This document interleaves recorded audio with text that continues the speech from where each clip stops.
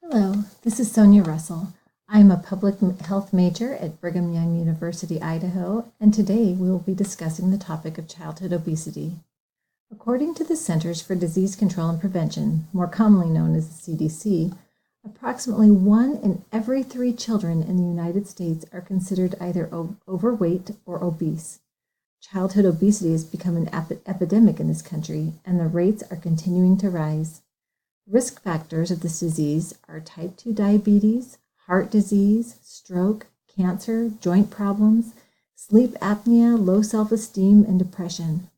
Also, obese children between the ages of 10 to 13 have an 80% more likelihood of becoming obese adults. The main cause for obesity are poor eating habits and lack of physical activity. So Brandon is a 17-year-old boy, and through his childhood and teenage years, he gained 140 pounds from eating fast food and not proportioning his food properly, and also not exercising. Well, at this point, he realized that it was time to make a change, and so he chose something simple, like riding a bike to school. And he knew that his school was only a mile away, not very far, but if he rode both ways, it would give him 2 miles. So every day, he rode a mile to school and a mile home, and every day he would try and increase his speed.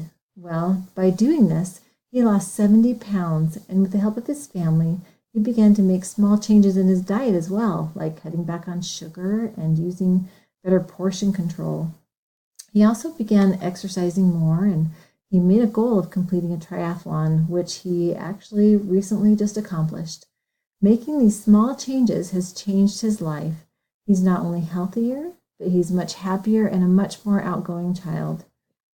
And these simple changes, like in Brandon's case, can make a huge difference in a child's life. Supporting health and physical education in public schools will help fight this problem of obesity. Children spend 7 hours, 5 days a week at school. Schools already are equipped with exercise equipment and trained educators. This is the perfect opportunity to help fight this obesity problem. So let's encourage our school districts to support our cause in fighting childhood obesity. Thanks for listening. The supporting information was obtained from CDC reports.